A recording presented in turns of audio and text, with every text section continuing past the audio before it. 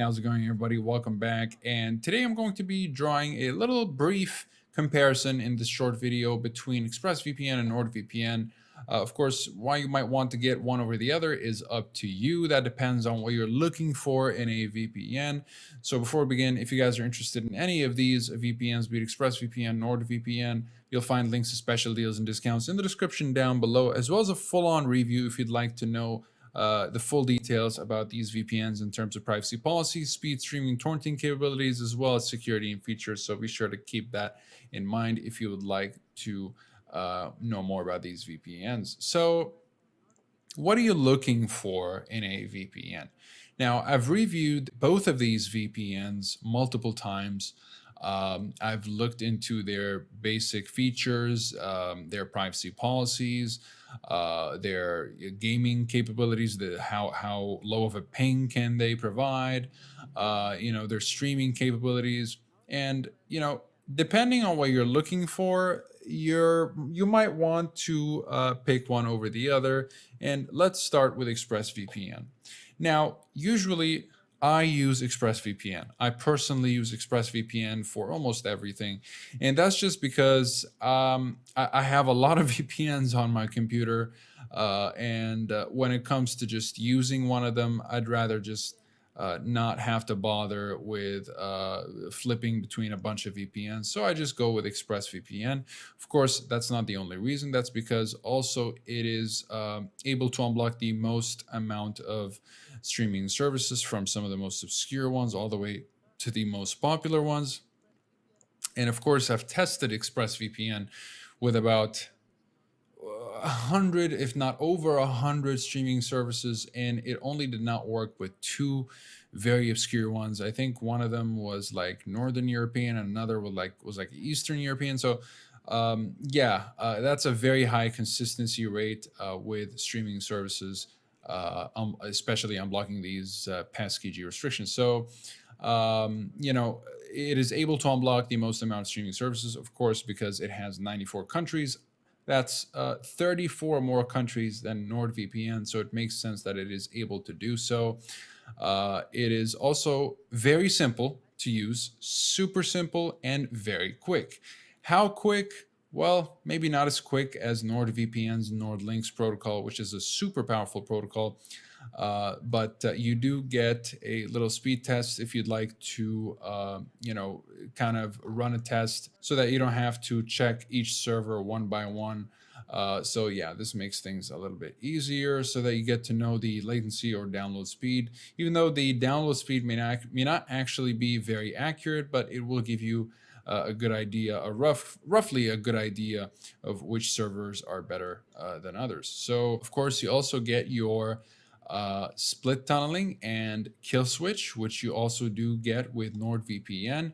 But you do get a couple of extra stuff with NordVPN. But if you don't really care about all these extra things that NordVPN offers, then definitely ExpressVPN. You might find that it is much more convenient for you. You also do get a handful of protocols, but I would recommend sticking with the lightweight UDP protocol. It is the best performing protocol.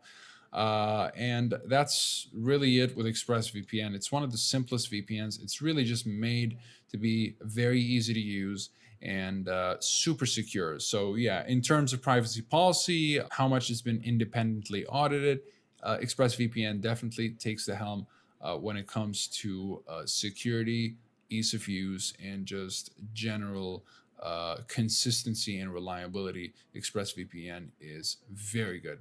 Now, NordVPN, on the other hand, if let's say you're looking to secure one more device, because ExpressVPN allows you to secure 5 devices per subscription, whereas NordVPN allows you to secure one more device at 6 devices per subscription.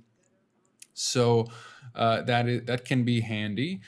You've got specialty servers.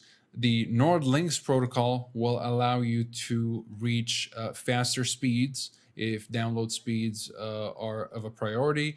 Though I've noticed that in terms of ping, ExpressVPN provides better ping if you care about gaming. Well, better by a few points of ping, not that much. So keep that in mind. But it is still better if you prioritize ping over download speed. But if you do prioritize download speed, then NordVPN is definitely the way to go. And now, in terms of a kill switch, not only do you get a regular kill switch, which will disable your internet access when not connected to the VPN, or it'll actually disable your internet access when your VPN disconnects unexpectedly.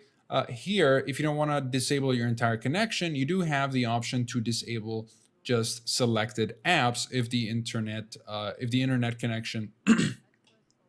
Here you do have the option to here you do have the option to terminate selected applications rather than terminating your entire connection. So that can be useful for some people. And of course, back with the menu here, with the specialty servers, you do get Onion over VPN and peer-to-peer. But if you change to OpenVPN, you will get 2 extra dedicated specialty servers, such as dedicated IP and double VPN. So if that is something that you are interested in, also, yeah, you get split tunneling, and in advanced, you do get custom DNS, which is an easy way of changing your DNS. NordVPN gives you that option if you're interested. As far as obfuscated servers are concerned, this is only meant to be used if you're, let's say, in China and or UAE or Turkey or any censorship heavy countries, any country that's just hyper restrictive when it comes to online activities. Sometimes in those countries, some servers may not work properly. So what you can do is, now I want you to notice how many servers we have available here. Plenty of servers, everything over 5,200 servers in 60 countries. So when I turn on, of course, this is only available, this is only available with OpenVPN TCP, which is the most secure protocol. And we're going to go to advanced, turn obfuscated servers on. Of course, again, this is only meant to be used if you're not able to access the network with the regular servers. And we are down to just a handful of servers. So these are the obfuscated servers that are supposed to bypass censorship firewalls, such as the Great Firewall of China. So yeah, I would not recommend using these servers unless you are not able to access the network using the regular servers and using NordLynx, because NordLynx is definitely the best protocol to use.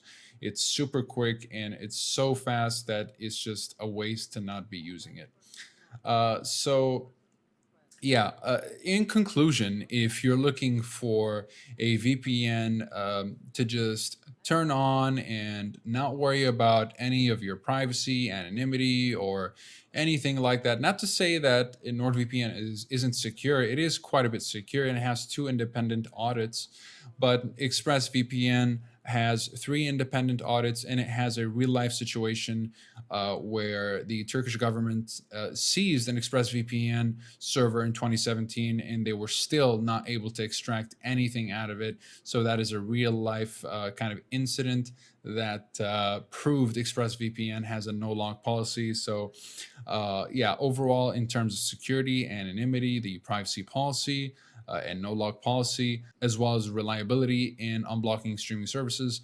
ExpressVPN definitely takes the crown here. And especially if you're a gamer prioritizing low pings. But with NordVPN, you do get all these extra features with specialty servers, custom DNS, and an app kill switch, and the super powerful NordLynx protocol. So that is very useful if you're interested in it. And it also gives you the option to secure 1 more device. Now, if you want to secure an unlimited amount of devices using ExpressVPN and NordVPN, you can just install them on a router. And this is where ExpressVPN actually shines also with their exceptional router app. It's super easy to use, no configuration needed.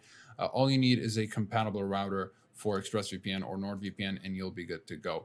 But ExpressVPN has an exceptional router app if that's something you're interested in.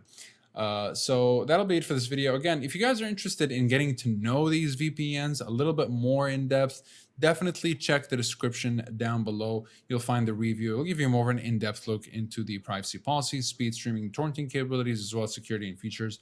So be sure to check those out. And if you're interested in any of these special deals and discounts, also feel free to take advantage of those. You'll find them in the description down below. Besides that, thank you guys very much for watching, and I'll see you guys in the next one. Have a wonderful day.